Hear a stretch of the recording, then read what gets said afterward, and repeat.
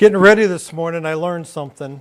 For all you younger people, I ironed this. There's this metal thing that gets hot, and you run it over your clothes, and it makes the wrinkles go away. So I ironed this morning. I have a problem that I'd like to share with you guys.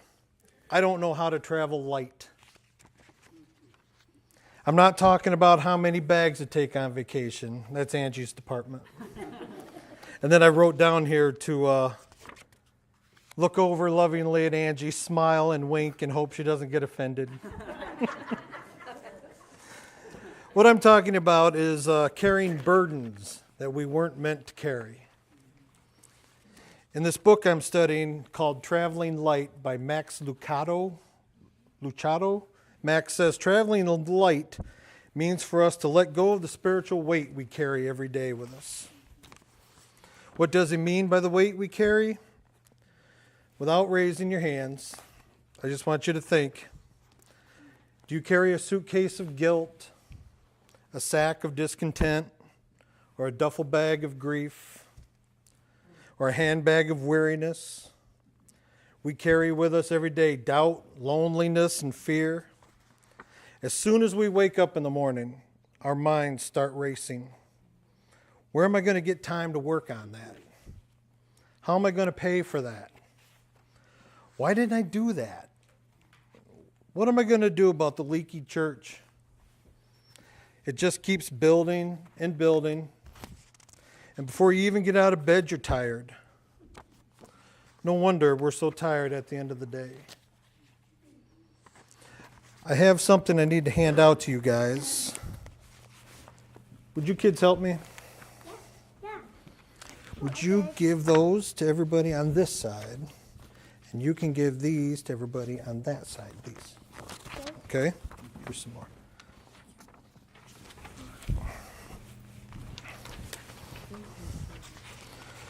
What the kids are handing out here is going to be a suitcase. Now, this is a private thing between you and God. I want you to think of that one thing you're carrying with you. That thing that's on your mind as soon as you wake up in the morning. It occupies your thoughts and steals away your time you could be spending with God. So that I don't go back later and read everything you guys wrote down. Just think of that mentally. Put it in your suitcase. I want you to open your suitcase and put that heavy burden inside. Okay. That's all we got, then the rest of them are out of luck. Who'd have thought this many people would come to church today? Okay, now close your case by carefully folding your paper in half, and then fold it in half again, and we'll come back to that a little later. We would like to think it crazy for a 10-year-old to lose sleep and be filled with anxiety because she doesn't have a pension plan. It'd be just as crazy and absurd for that child. It's just as crazy and absurd for us. Worry never brightened your day. Worry never solved a problem or cured a disease, yet we're addicted to it. We worry all the time. How could we lighten someone else's load when we carry such a heavy load ourselves? Today's text is the most recognized text in the Bible. Because it's the go-to text for funerals, I always associated it with times of sadness. But when you hear it in a different setting, it takes on a whole new meaning, one of hope, trust, and love. Don't follow with me. Just lay back in your chairs, scooch back, close your eyes. Take deep breaths, calm breaths, and listen. Listen with the idea of lessening your burdens, lightening your load. It's the 23rd Psalm, and it goes like this. The Lord is my shepherd, I shall not want. He maketh me lie down in green pastures. He leadeth me beside the still waters. He resteth my soul. He leadeth me in the paths of righteousness for his name's sake. Yea, though I walk through the valley of death, I will fear no evil. For thou art with me. Thy rod and thy staff, they comfort me. Thou preparest a table before me in the presence of mine enemies. Thou anointest my head with oil, my cup runneth over. Surely goodness and mercy shall follow me all the days of my life, and I will dwell in the house of the Lord forever. Why did David write the 23rd Psalm? To build our trust in God, to remind us of who He is, to trust Him. Now, I sat there for a while reading that last sentence and thought, I know what they mean. I know what they mean by trust God. Excuse my sweating. I get nervous and I sweat. I know what they mean by trust God, but how can I relate that kind of trust in today's world? And I remembered a story. When I first learned to swim, I remember my dad in the water with his arms stretched wide, saying, "Jump. It's okay, I got you." And I remember how sure I was at that moment that no matter what happened, my dad wasn't going to let me down. I totally trusted with all my heart that I was going to be safe. And I jumped. I had complete faith and trust in my Father. This is the faith and trust God is asking us to have in Him. When I told that story to my mom and sister, they burst out laughing. Because if you knew my dad, like Bob and Sandy, Steve, Dad didn't hold his arms in the water and say jump. Dad threw me in the water and said swim. But that's a good story, nice with the arms out.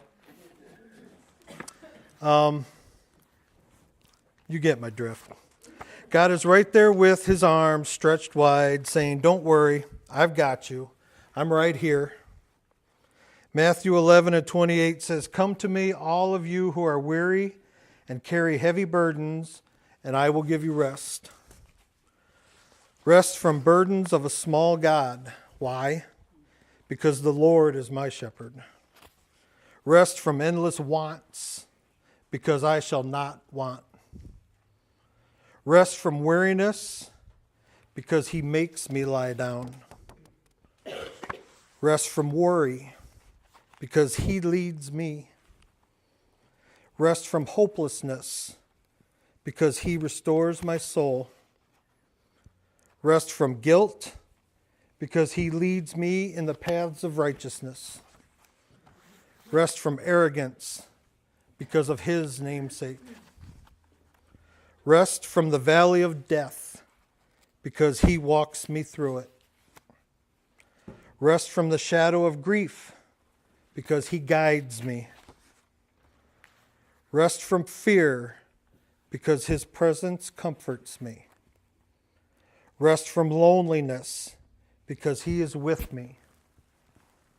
Rest from shame, because He has prepared a place for me in the presence of my enemies.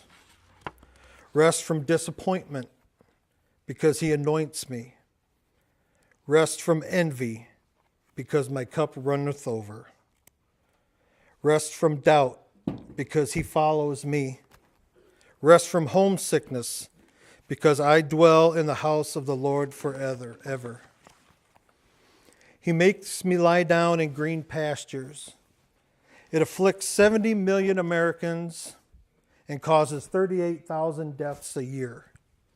It costs the U.S. $70 billion worth of productivity. 64% of teens blame bad grades on it. Middle agers face it the most severe between the ages of 30 and 40. 50% of seniors are afflicted by it. The answer is insomnia. Adding to our heavy load we carry, we can't sleep. As soon as we close our eyes, our brains kick into high gear. And because we don't sleep, we have another problem. Our bodies are tired. 30 tons of aspirin, sleeping pills, and tranquilizers are consumed every day. In 1910, we slept 10 hours a night. Now we sleep 7, and we're proud that we slept 7 hours. Our bodies are tired, our minds are tired, and our souls are tired. Only one other living creature has as much trouble sleeping as we do. And I'm not making this up. Dogs doze all day. Bears hibernate. Cats invented sleep. The answer is sheep. For sheep to rest, everything must be perfect. No predators, no tension in the flock, no bugs, no hunger. Unfortunately, sheep cannot find safe pasture. They need help. They need a shepherd to lead them and make them lie down in the green pastures. We also need a shepherd to help us lie down and rest. And I know of one looking for the job. Isaiah 26:3, you will keep him in perfect peace whose mind is stayed on you. This brings us back to our luggage. How can we get rid of our bags? When you come up today for the gifts of the body and the blood, remember that one thing that you think of when you wake up in the morning, that one thing you put in your little piece of paper in your mind and you fold it up. And when you come up today to receive, I want you to put it in the suitcase.